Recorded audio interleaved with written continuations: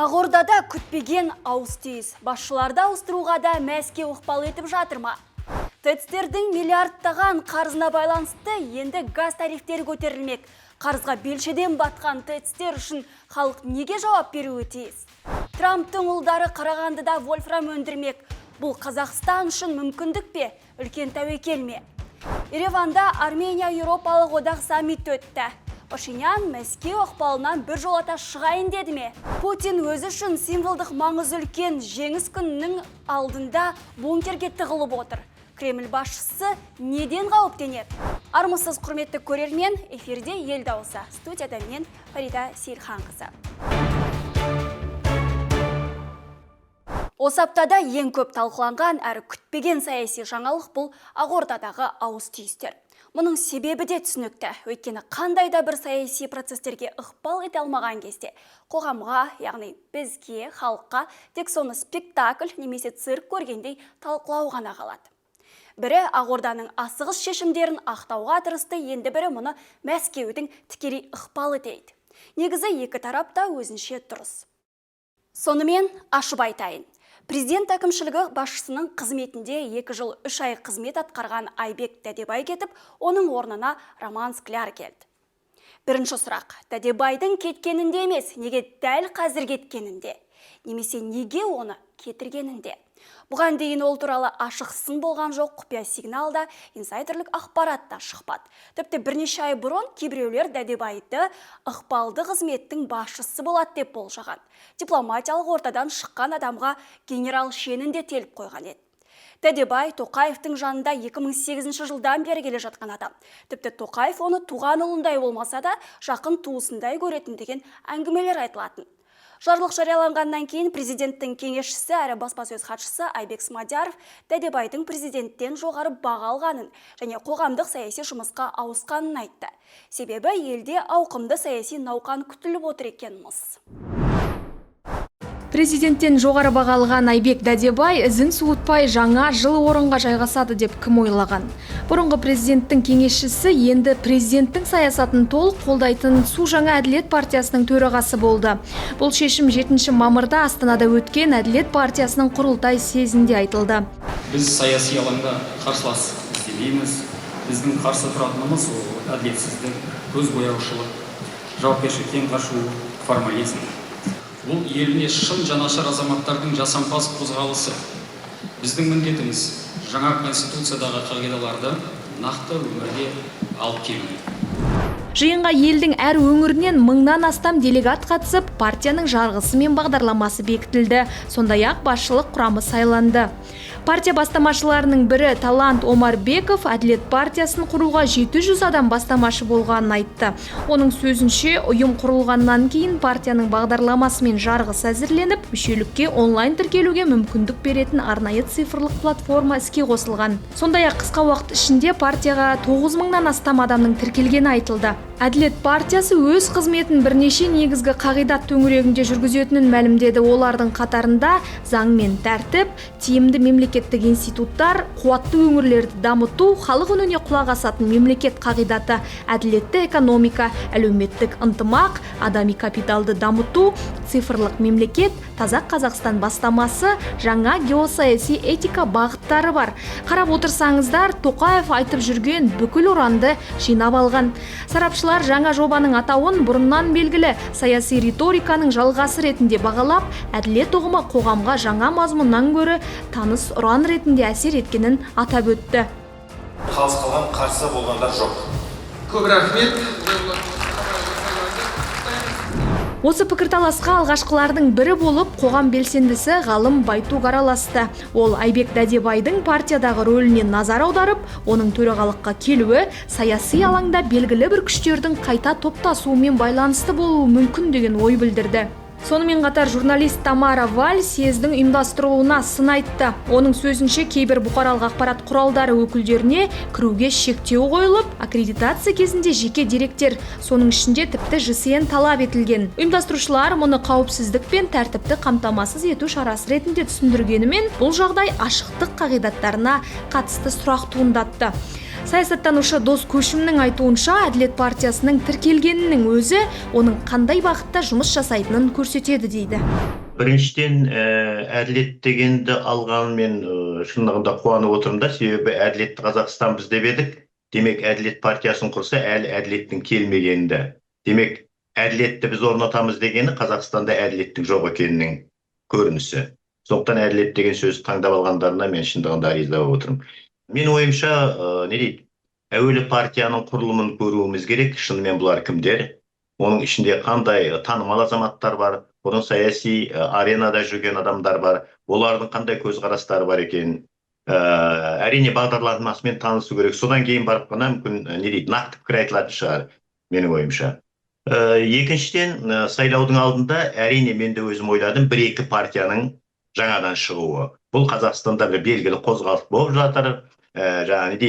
Саяси топтар бірмен-бір бәсекелесіп жатыр дегенді көрсету үшін билік осындай сценарий жасайтын айдан анық. Мен ойымша тағы да бір партия шықса, онда мен таңғалмаймын.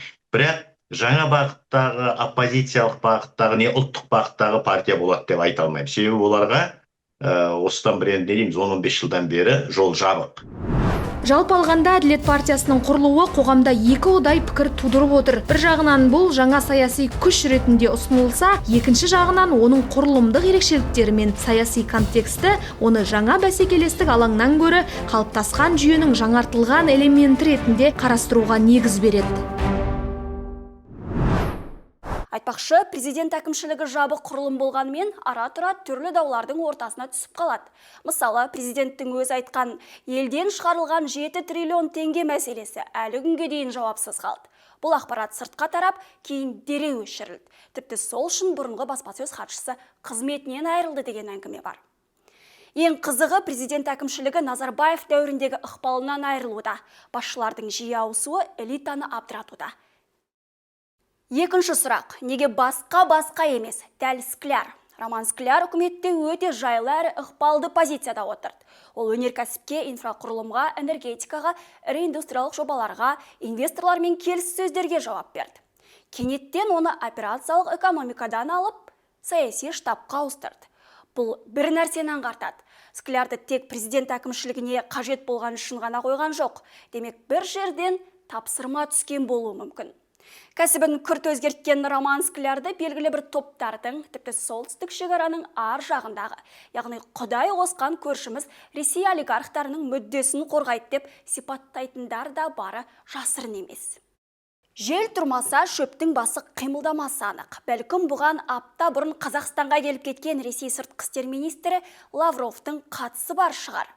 Путиннің алдағы сапарына дайындықпен келдім деген Лавровтың алдында Абаевтың қалай иіліп тұрып сәлем салғанын білеміз. Депутат Ермұрат Папи де биліктің соңғы тағайындаулары тегін емес деп санайды. Екі мейрамның ортасында асығыс жағдайда не себепті президент әкімшілігінің басшысын ауыстырды? Қандай асығыстық бар еді? Кім қуып келе жатыр? Жау қуып келе жатқан жоқ. Яғни мәселе, туындап отырған бір мәселе бар. Бұл шұғыл және осындай әрекет жасаудың қажеттілігі туды деп ойлаймын. Оның енді нақты ол анаған байланысты деп бір көзге шұқып айтатындай емес. Соңғы кезде жасыратыны жоқ. Кадрлық бизнес деген ұғым пайда болды. Кадрлық тағайындау ол бизнеске айналып бара жатқан деген мәселе. Осындай мәселелердің жиынтығы айналып келгенде президент әкімшілігінің басшысын ауыстыруға мәжбүр етті ме деген ой бар. Бірақ президент әкімшілігінің екс басшысын қабылдаған кезде осы кеше ғана оның жұмысына алғысын айтты. Бұл айтқанда жаңағы осы ауыс-түйістің тігісін жазды. Бұл қалыпты бір ішкі құрылымды кадрлық мәселе екені тұрғысында өзінің ишарасын білдірді. Бұл енді бір саясаттың, дипломатиялық бір әрекеттің әсері ме, елде бір үлкен сұрақ тудырмаудың, әлде бір кикілжіңді ойлардың алдын алудың амалы ма сондай болуы мүмкін.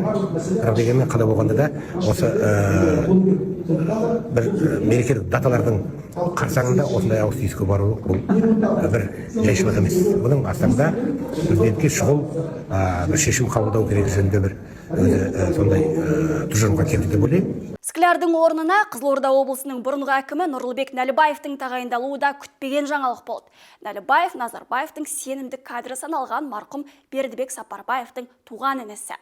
Нұрлыбек Нәлібаев туралы ашық деректерде оның қазіргі таңда өз атына рәсімделген ірі бизнес империясы немесе ресми олигархиялық активтері көрсетілмейді. Бірақ оның мансабының басында мұнай және сауда секторындағы бірнеше компанияда жұмыс істегені белгілі. Ал ағасы Бердібек Сапарбаев Қазақстандағы ықпалды саяси фигуралардың бірі болғандықтан, Нәлібаевтың элиталық байланыстары жиі талқыланады. Қызылордамен қимай қоштасты ма, әлде қуана ма, алдағы атқарған жұмысынан біле жатармыз. Жазға дейін Бектенов кабинетінен тағы бірнеше ауысымды көруіміз де ғажап емес. Айтпақшы, әлі күнге дейін Айбек Тәдебайды елдің вице-президенті болуға үміткер деп ойлайтындар бар. Бірақ біз оған тырнақша ішінде ставка қоймас едік.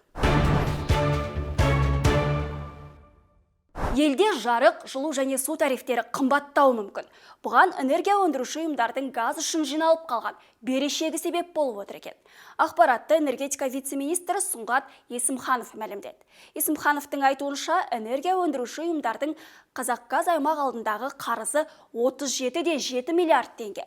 Оның айтуынша, шығын құрылымында отын негізгі үлеске ие емес, шығынның едәуір бөлігі жөндеу жұмыстары мен жалақыға жұмсалады. Сонда қалай шенеунік мырза?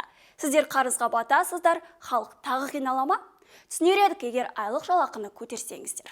Егер де біздің елде еңбек ақы нарықтық болса, айны жоқ көтере берсін. Сонда бізде Еуропадағыдай әр адамға 1300 евро табысы түсіп тұрса ай сайын. Бірақ қазіргі жағдайда біздің ең төменгі жалақысы $170. Осындай жағдайда тарифтер көтергені дұрыс емес деп санаймын. Халыққа тариф көтергені қатты тиеді. Мәселе қарапайым жолмен шешіледі. Тариф құрылу заңнамасы ішіне қосымшалар енгізу керек. Және де осы амортизация ақшалары негізі тек қана реконструкцияға жіберген жөн. Сонда ғана бұл мәселе шешіледі. Қазақстанда электр қуаты өндіру аз деп санаймын. Негізі орта елдердің қатарына кіру үшін біздің өндірудің деңгейі 300 миллиард киловаттан асу керек. Қазіргі жағдайда ол 125 миллиард киловатт. Дамыту үшін салық кодексті өзгерту керек, көп нәрсе өзгерту керек. Жалпы Қазақстанда шамамен 37 жылу электр орталығы бар. 50-70%-ның тозығы жетіп жарылуға шақ тұр. Оларды жаңғырту мәселесі жиі көтерілгенмен нәтиже шамалы. Себебі ТЭЦ-тер ұстағанның қолында, тістегеннің аузында. Едәуір бөлігі жеке олигархиялық топтардың немесе квазимемлекеттік компаниялардың бақылауында. Мәселен, елдегі ең ықпалды олигархтың бірі Владимир Ким Балқаш және Жезқазған ТЭЦ-тері кіретін Қазақмысқа иелік етеді. Сергей Кан ЦЭК арқылы Павлодар, Екібастұз, Петропавлдағы бірқатар ТЭЦ-терді бақылаған. Дінмұхамед Ыдырысов Қазақстан коммуналдық жүйелер арқылы Қарағанды ТЭЦ-тері мен Өскемен энергетикалық активтермен байланысты. Лакшми Миттал бұрынғы Арселор Миттал Теміртау құрамындағы Теміртау ТЭЦ-не иелік еткен. Қазақстан энергетикасы мен металлургиясын төрт құбыласы түгел байлар басқарып отырғанда, халықтың жағдайын кім ойласын? Олигархтардың ТЭЦ-тері мемлекетке пәлен триллион салық қарыз деген ресми дәлелденген цифр қазір ашық жарияланбаған. Бірақ олар мемлекеттен қосымша ақша алады және салық берешектері де жоқ емес. Елерге бұл ақшалар туралы сұрақтар қою керек болады. Ал елер кім екен өзіңіз білесіз ғой. Құқықтар туралы конституциялық заң керек. Сонда ғана адамдар осындай сұрақтар қоюға құлы болады. Қазір сондай құқығым жоқ атымен. Егер де осындай жағдайға жалғаса берсе, сонда әр жылда мақсаттық трансфер бюджеттен қажет болады. Өйткені сол ақша басқа еш жерден ешкім ала алмайды. Сонда ұлттық қордан ақша алып реконструкцияға жібереді. 1 киловаттың өз құны Қазақстанда қазіргі жағдайда 20 теңгеден төмен болмауы тиіс. Бірақ негізі бұл тесттер бар ғой, 5 теңгеден бастап сатады. 10 теңгеге дейін. Сол себеппен ақша жетпей тұр. Ал бұл бағасы жалақысымен байланысты. Соның алдында айттым ғой. Көрдіңіз бе? Бәрі бір-бірімен байланысты. Тозығы жеткен жылу орталықтарында осы уақытқа дейін әр жылдары бірнеше ірі апат, жарылыс және бу құбырының жарылуы болған. Ашық деректер бойынша кемінде 5-7 ірі оқиға тіркелген. Адам шығыны да болған. Мысалы, Семей ТЭЦ-інде 2007 жылы бу қазаны жарылып, 3 адам қаза тапты. Рудныйда 2016 жылы бу құбыры жарылып, 2 жұмысшы әйел қаза тапты. Бірнеше адам жараланды. Ал Ақтөбе ТЭЦ-інде бұрынғы ірі апаттардың бірінде ауыр күйік алған жұмысшы кейін ауруханада қайтыс болған. Ал соңғы жылдары Екібастұз қаласы қыстың ортасында жылусыз қалған еді. Тағы бір маңызды мәселе. Қазақстан электр энергиясын неліктен Ресейден сатып алады? Бұл әртүрлі факторларға байланысты, бірақ шамамен 1 миллиард киловатт сағат деңгейінде болады. Айта кетейік, біз электр энергиясын сатып алып, Қырғызстанға да экспорт жасаймыз. Бұл оңтүстік өңірлерді сумен қамтамасыз ету үшін қажет. 2027 жылға қарай бұл айырманы толық жоюды жоспарлап отырмыз. Әйтеуір қуанышты жаңалық. 2027 жылға қарай Ресейден электр энергиясын сатып алуды тоқтатамыз дейді. Аузыңызға май, Сұңғат мырза. Бектеновте қалыс қалмай күзде өңірлердегі энергия нысандары дайындық паспортын алмаса өңір әкімдері тікелей жауап беретінін айтты. Айта кетейік, бұған дейін үкімет келесі жылы жылыту маусымына 25 миллиард теңгеден аса қаржы бөлінетінін хабарлаған еді. Ал қазір Қазақстанда шамамен 9-10 жаңа жылу электр орталығы салынып жатыр. Сарапшылардың айтуынша, алдағы 5-10 жылда Қазақстанға кемінде тағы 10 жаңа энергия блогы керек болады. Әйтпесе, қыс мезгіліндегі апаттар тағы қайталануы мүмкін. Егер іске дереу көшпесе, Бектеновтың бақылап отыруға да мұршасы болмай қалары анық. Олжан, бүгінге менде осы. Ал енді өзің сыртқы саясатта не болып жатыр, сол турасында айтсаң. Рахмет, Фарида. Жақында әлемдік бақта ақш президентінің ұлдары кіші Дональд Трамп пен Эрик Трамп Қазақстандағы стратегиялық маңызды вольфрам өндіру жобасын иемденді деген жаңалық шықты. Financial Times тергеуінің деректері бойынша бауырлар арнайы құрылым арқылы Skyline Builders компаниясына шамамен $24 миллион құйды. Осы қаржылық транзакциядан бір аптадан кейін жобаның ақш үкіметінен $1,6 миллиард дейінгі несиелік кепілдіктер түрінде қолдау алатыны ресми жарияланды. Осыған қатысты біз бірнеше тұстарды айтуды жөн көрдік. Маңызды минералдардың жаһандық нарығында ақш пен Қытай арасында күрес жүріп жатыр. Геосаяси дауыл жағдайында ең таптырмас металдардың бірі вольфрам. ақш әскери өнеркәсіп кешенінің қытайлық шикізаттан тәуелсіздігін қамтамасыз ету міндетін шешу Орталық Азиядағы жаңа бір бірегей одақтың қалыптасуына алып келді. Бұл бастаманың ауқымды жобасы Қарағанды облысындағы әлемдегі ірі игерілмеген вольфрам кен орындарын игеру туралы келісім болды. Қазақстандық мәміленің ауқымын түсіну үшін вольфрамның іргелі қасиеттерін және 2025 жылдың басында қалыптасқан жаһандық нарығын талдасақ. Вольфрам белгілі металдардың ішінде ең жоғары балқу температурасына ие, алтынға ұқсас ерекше тығыздығы және теңдесі жоқ қаттылығы бар. Бұл физикалық қасиеттер оны бірқатар жоғары технологиялардың және қорғаныс өндірістерінің таптырмас шикізаты етеді. Бұл металл оқ-дәрілерді, зымыран қозғалтқышының саптамаларын, жоғары температуралы өнеркәсіптік газ турбиналарын, жартылай өткізгіштер мен ауыр бұрғылау жабдықтарын жасауда аса қажет.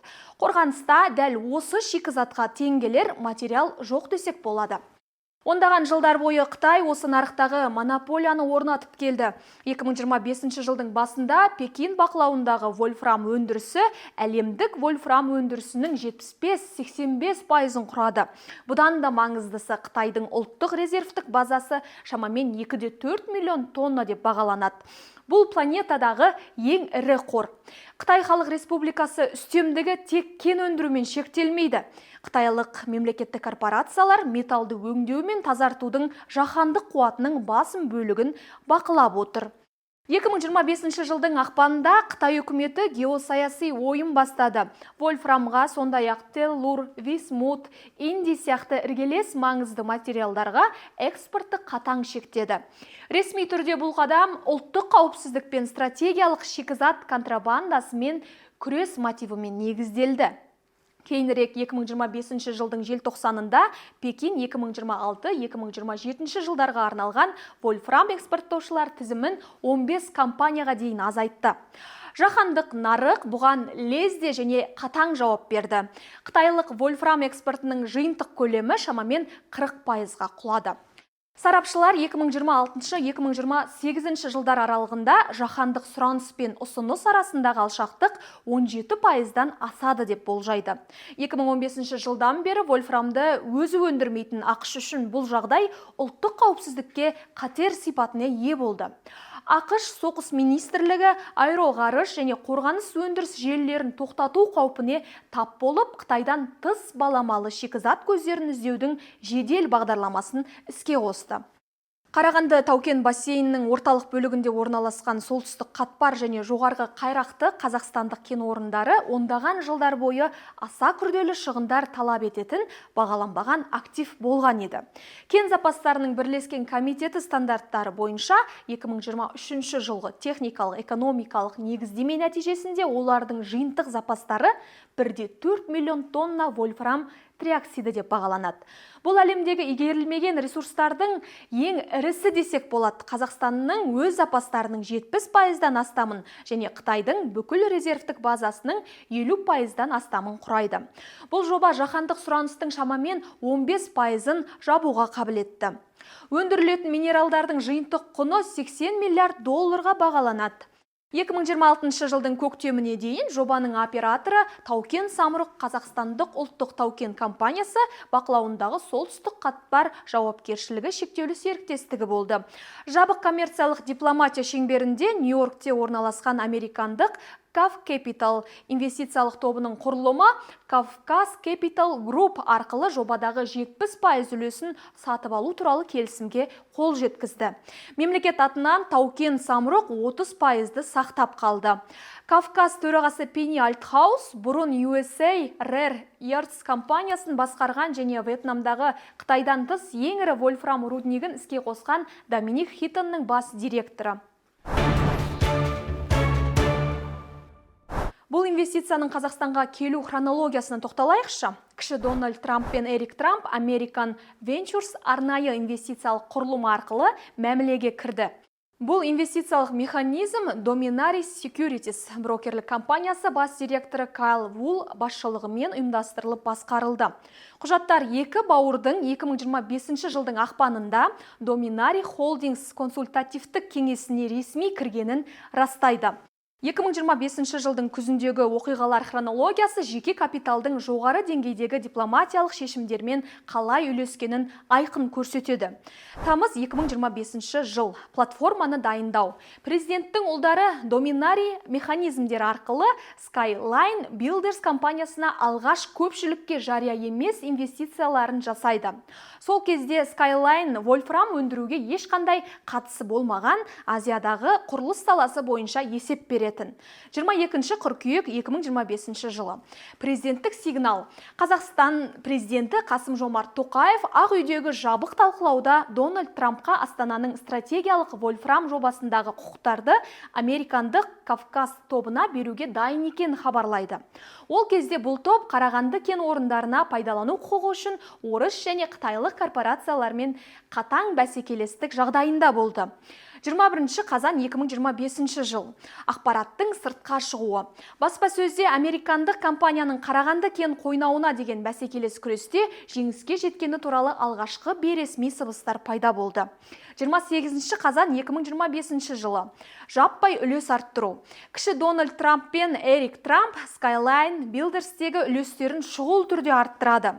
Жеке орналастыру механизмі арқылы олар құрылымға шамамен 24 миллион доллар құяды. 31 қазан 2025 жылы активті сатып алу.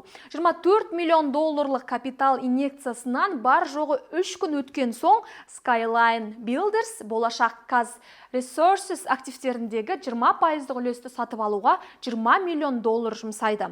6 қараша 2025 жыл ресми Триумф.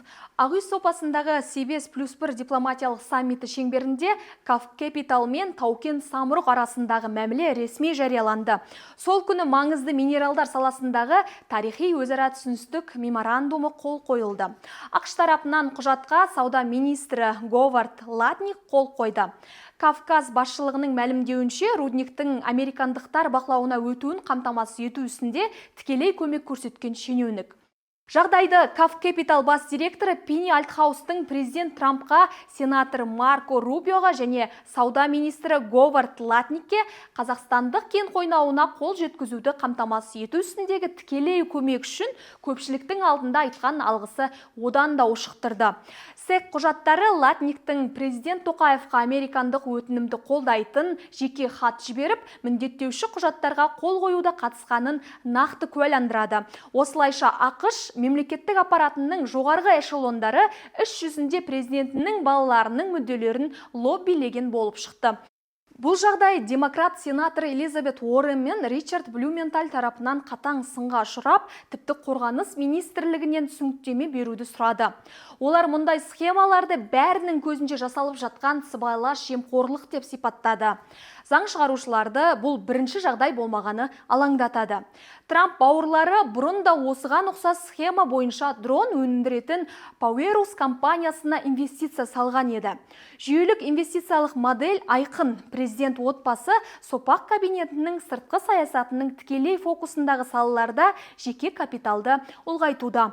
Вашингтондағы қытайлық монополияны бұзу туралы жеңіске толы мәлімдемелерге қарамастан, Kaz Resources жобасы стратегиялық құнын толықтай жоюға қабілетті жасырын архитектуралық осалдықты қамтиды. Бұл тәуекел қаржы немесе геология саласында емес, аймақтың қатаң географиясында жатыр. Өздеріңіз білетіндей, Қазақстан дүниежүзілік мұхитқа шыға алмайтын әлемдегі ең ірі мемлекет. Кез келген экспорттық шикізат бастамасы Ресей мен Қытайға келіп тіреледі. Тарихи тұрғыдан елдің ауыр көлік инфрақұрылымы кеңестік желіге тереңінен интеграцияланғаны немесе тікелей шығыс нарықтарына бағдарланғаны белгілі. Бұл факты ең соңғы коммерциялық статистикамен даусыз дәлелденеді. 2025 жылы Қазақстан вольфрам концентрантын алғаш рет тарихи экспорттады. 71 миллион долларлық жиынтық құны бар 3700 тонна шикізат жіберілді. Бүкіл осы көлем теміржол бойымен тікелей Қытайға кетті. Бұл транзакция Қазақстан кен қойнауының вольфрамның өнеркәсіптік көлемін генерациялай алатынын дәлелдеді. Алайда экономист Марат Абдурахмановтың айтуынша, бізге қазба байлықтарын шикізат түрінде елден шығарсақ пайдасы төмендеу. Қазіргі қолданғаны тек қана басқа елдің компаниялар арқылы, және де ол тек қана шикізат түрінде шығарылады. Ол пайдасыз деп санаймын, өйткені біздің экономикаға әсер көріп тұрған жоқ. Вольфрам бағасы қазіргі білесіз ғой, өте жоғары. Егер де дайын түрінде тауар өндіретін болсақ, сонда 1 грамм құны мыңдаған доллар бағасына жетеді. Сонда, мысалы, 2000 тонна бір жылда, 1 грамм құны 500 мың болса, сонда қанша пайда алып келеді? Көрдіңіз бе? 2000 тонна 500 мың, сонда ол 1 миллиард доллар алып келеді. таптаза ақша. Қазақстан аумағында сирек кездесетін ресурстардың 150-ден астам резервтік кен орны ұзақ жылдар бойы қажетті зерттеулер жүргізілмей, игерілмей тұрған. Өнеркәсіп және құрылыс министрлігінің геология комитетінің төрағасы Ерлан Акбаров бұл жұмыстың неге осы уақытқа дейін жүргізілмегенін былай деп түсіндірді.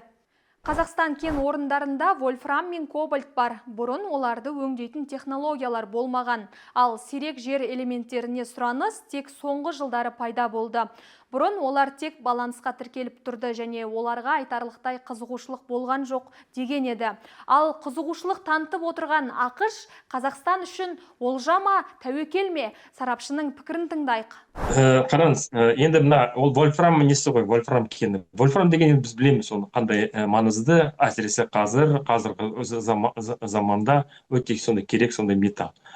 Қазақстанда енді бізге құдайға шүкір ондай бізде бар. Бізге енді Трамп жаңа енді ақпарат бақтар айтты, Трамптың балалары, ұлдары бір компания, сол компанияның артында тұрған Трамптың ұлдары. Енді Трамп ол жарайды, бізге келді, енді біз енді нақты білмейміз ғой, қандай келісім. Әйтеуір бізге шетелден инвестор келсе, ол жақсы, негізі жақсы. Бірақ қараңыз, егер мына Трамп балалары кірсе, Трамп не ғой, бизнесмен, оның екі сөздің бірі дилді. Дил деген жаңа орысша сделка, келісім, не? Ол жарайды, келісім өзінің пайдасын көріп жатыр Трамп. Балалары жаңа Америка, жаңа Америка компания бірге кіріп жатыр, пайдасын көріп. А біз қандай пайда көріп жатыр? Оны бізге айтпайды, көрдіңіз бе? Дил болса, онда дилдің жарайды, түсінікті, Трамп алып жатыр. Ол Трамп бізге неде сатты ғой, ана локомотив сатты ғой, 300 локомотив бізге сатты. Сосын міне жаңа біз мынаны беріп жатырмыз, вольфрамды беріп жатырмыз. А біз не алдық? Біз не алып жатыр ол жағынан? Ол жақ міне одан біздің енді үкімет бейхабар, бізге айтпайды. Сондықтан, ол Трамп болсын, балалары болсын, Америка жалпы болсын, олар пайдасын көріп жатыр. А біз Қазақстан не көріп жатырмыз? Оны бізге айтпайды. Не көрдіңіз, мәселе сода. Егер біз Конституцияда не жазып отыр? Бүкіл байлығы қазақтың халықтың қолында жатып отыр ғой. Егер ондай болса бізге айту керек қой. Енді вольфрам еді, біздің жерде ғой, біздің байлығы емес пе? Оны бізге айтпайды. Көрдіңіз бе? Мына келгені келіп тұр. Түсінікті, Трамптың бір пайдасы бар, жалғыз балалар емес. Ол бизнес қой, бизнесмен адам. А бізге оны айтпайды. Үкімет оны ешқандай бізге мәлімет бермейді. Солтүстік қатпар мен жоғарғы қайрақты вольфрам кен орындарын игеру жобасы қазіргі американдық экономикалық және сыртқы саясат доктринасының терең қайшылықтарын суреттейді. Осылайша ақш әкімшілігі 2025 жылдың басындағы экспорттық соққы аясында өз әскери өнеркәсіп кешенінің потенциалды қарсыластан тәуелсіздігін қамтамасыз ету үшін батыл және коммерциялық тұрғыдан агрессивті қадамдар жасауда. Ереванда өткен Еуропалық одақ пен Армения арасындағы ірі саммит оңтүстік Кавказдағы геосаяси тепе-теңдіктің баяу, бірақ анық өзгеріп жатқанын тағы бір мәрте көрсетті. Бұл кездесу жай дипломатиялық протокол деңгейінде қалып қойған жоқ. Ол Арменияның сыртқы саяси бағыты туралы ашық сигнал ретінде қабылданып отыр. Армения соңғы жылдары сыртқы саясатта бұрынғыдай бір орталыққа тәуелді модельден алыстап, көп векторлы бағытқа бет бұра бастағаны байқалады. Еревандағы саммит осы процестің ең көрнекті көріністерінің бірі болды. Жоғары деңгейдегі еуропалық делегациялармен өткен келіссөздер барысында саяси диалогты тереңдету, экономикалық байланыстарды кеңейту және инфрақұрылымдық интеграцияны күшейту мәселелері күн тәртібіне шықты. Алайда бұл саммиттің астарында тек экономикалық күн тәртібі ғана жатқан жоқ. Оңтүстік Кавказ аймағы соңғы жылдары күрделі геосаяси қысым аймағына айналды.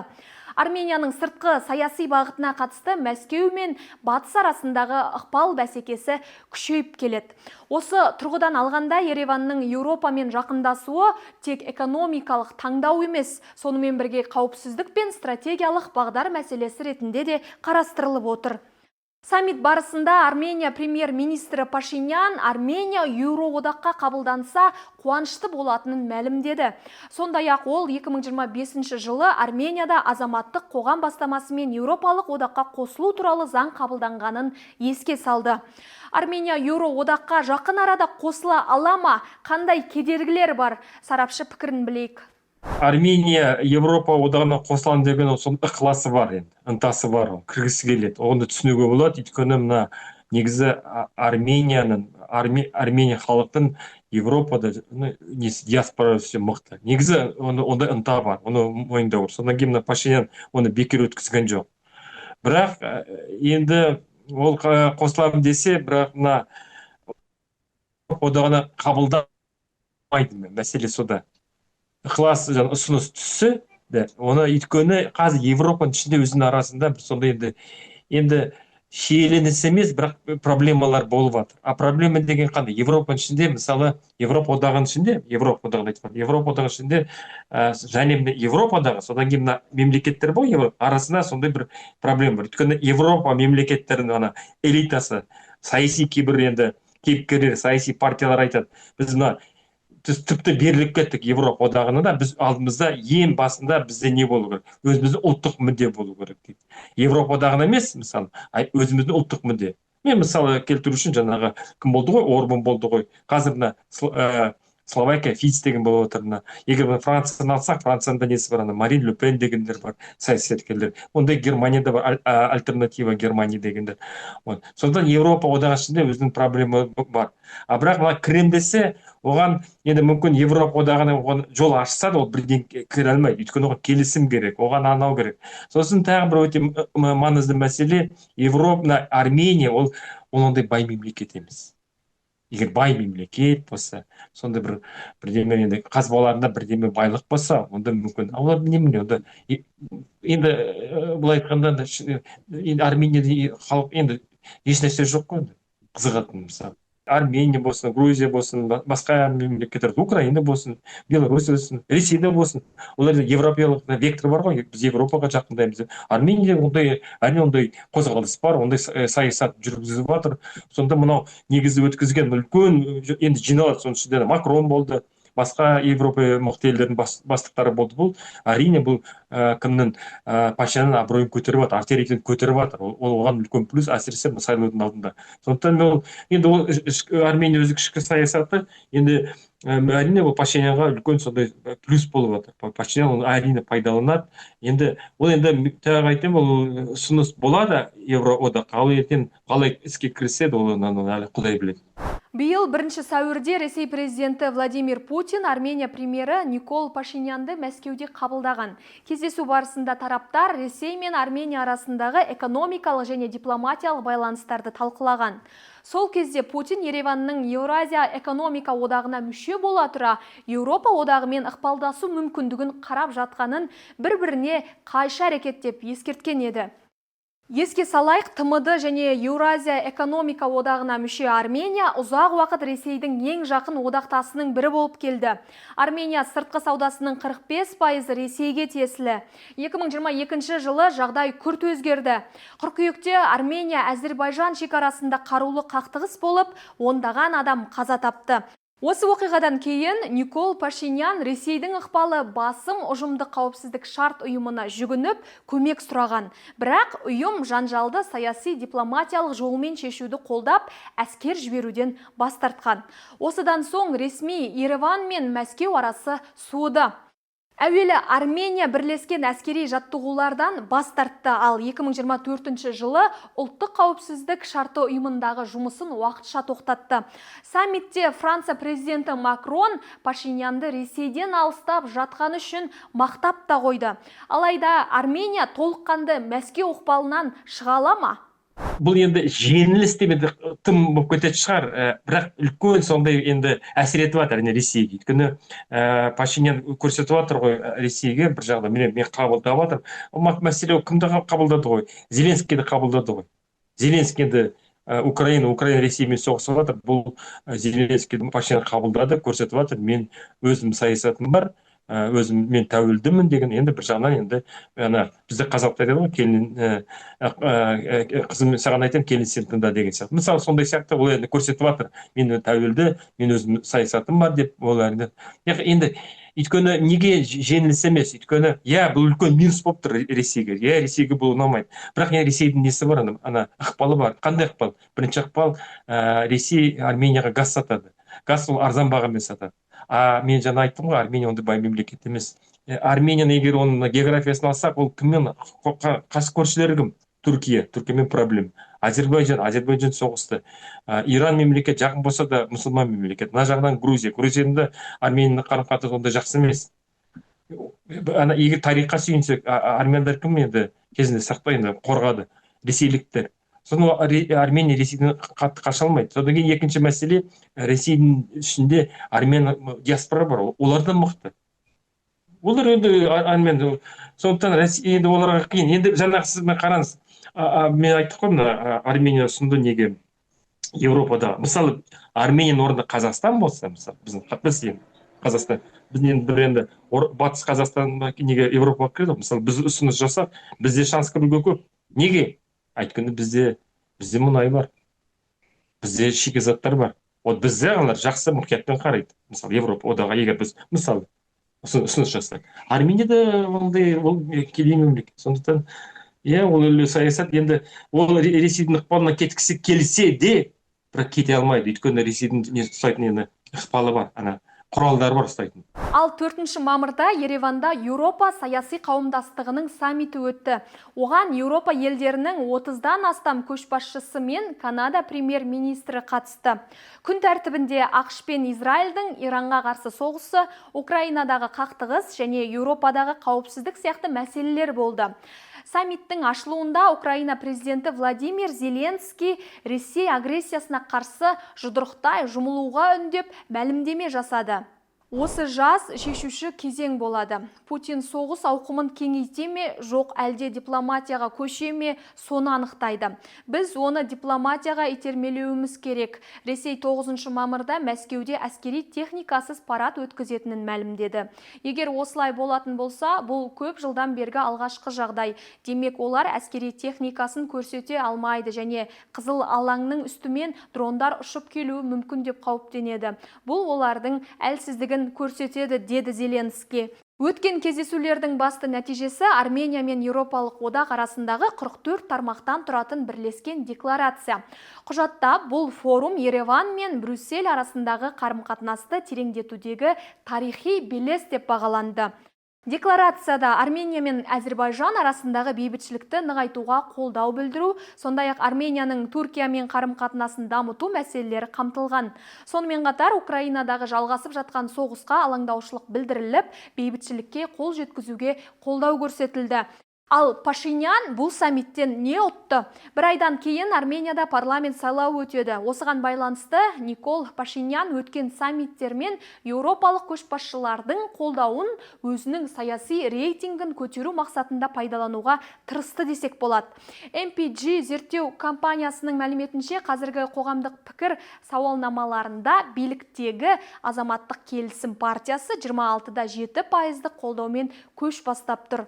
Одан кейін күшті Армения блогы 14-те 1%, ал оппозициялық Армения блогы 8-де 2%. Алайда британдық The Guardian басылымы былай деп жазады.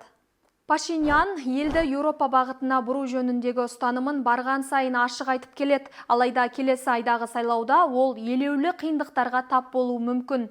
Ресейшіл 3 партия оның 8 жылдық билігін тоқтатуға тырысып, бейбітшілікке ұмтылу жолында Әзербайжанға шамадан тыс жеңілдік жасады деп айыптауда. Қорытындысында Еревандағы саммит жай ғана дипломатиялық кездесу емес, бұл оңтүстік Кавказдағы күштер балансының біртіндеп қайта жазылып жатқанын көрсететін саяси белгі. Ал кейбір сарапшылар Ресейге қарсы бағытталған жиналыс деп атаған саммитті Путин қалай қабылдап жатыр екен? Оның көңілі басқада сияқты. Себебі Владимир Путин бірнеше апта бойы бункерде отырып, өз айналасындағы адамдар тарапынан жасалуы мүмкін қастандықтан қауіптенеді. Бұл туралы батыс барлау қызметтеріне сілтеме жасаған басылымдар хабарлады. Financial Times газетінің 2 дереккөзіне және Важная история басылымы жариялаған еуропалық елдердің бірінің барлау есебіне сәйкес, Ресейдің күштік құрылымдары Путиннің өміріне қатысты алаңдаушылығына байланысты қауіпсіздік шараларын күшейткен. Еуропалық арнайы қызметтің мәліметінше, наурыз айынан бастап Путин элита арасындағы астыртын келісім мен Ресейдегі мемлекеттік төңкеріс әрекеттерінен қауіптене бастаған. Сонымен қатар ол өзінің саяси ортасындағы адамдар дрондардың көмегімен қастандық жасауы мүмкін деп есептейді. Financial Times басылымына Путинмен таныс дереккөздің айтуынша, ол өзінің қауіпсіздігіне қаңтар айында алаңдай бастаған.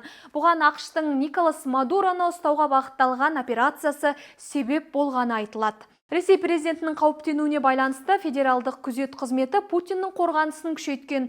Ол және оның туыстары Мәскеу маңындағы және Валдайдағы резиденцияларға баруды тоқтатқан. Ал Путиннің өзі бірнеше апта бойы Краснодар өлкесіндегі бункерлерде жұмыс істеуі мүмкін. Ал жаңалықтарда алдын ала жазылып қойылған президент қатысқан видеолар көрсетіледі деп мәлімдейді Еуропалық барлау қызметі. Еуропалық барлау қызметінің дерегінше, Путин үшін негізгі қауіп көзі ретінде Сергей Шойгу қарастырылады. Мәліметте оның Ресейдің әскери басшылығы арасында әлі де елеулі ықпалын сақтап отырған айтылған. 2026 жылы Мәскеудегі 9 мамыр парады қысқартылған форматта өтеді. Ресей билігі мұны қауіпсіздік мәселесімен және Украина тарапынан төнуі мүмкін қауіппен байланыстырады. Сарапшылардың айтуынша, Кремль үшін жеңіс парады жай мерекелік шара емес, биліктің тұрақтылығы мен бақылауын көрсететін маңызды саяси символ. Тіпті 2020 жылғы пандемия кезінде де парад тоқтатылмаған. Осылайша Путин үшін ең маңызды символдық мерекенің өзі бұл жолы қауіпсіздік алаңдаушылығының көлеңкесінде қалды. Бүгінге айтарымыз осы, қымбатты көрермен. Отан қорғаушылар күнімен алда келе жатқан айтулы датаны атап өткеніміз жөн. Ел аман, жұрт тыныш болсын. Сіздермен бірге болған мен Фарида Сейлханқызы және Ұлжан Мұхамбек. Жоба авторы Гүлжан Ерғалиева.